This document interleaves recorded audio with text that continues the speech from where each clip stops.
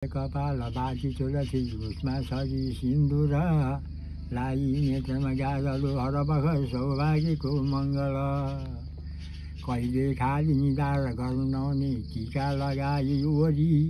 बस्नु पर्छ नित्य नारी जनले सोझोपतिको गरी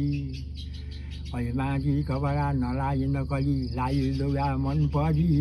अर्काले कसरी सानी गरेनन् के बात राम्री भनी आँखै नाक नचाहि लाज नली बोल्ने अगाडि सरी हाँस्दै फेरि पनि प्रसङ्ग बचले हाँस्ने गरी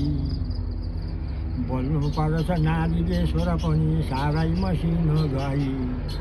हाँस्नु पर्छ मुसुक लाज बहुतै मानिस पछाडि सरी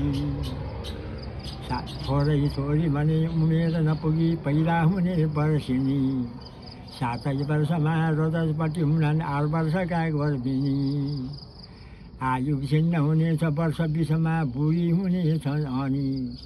राम्रो वैंश नाई जीवन उसै जानेछ रोगी बनी।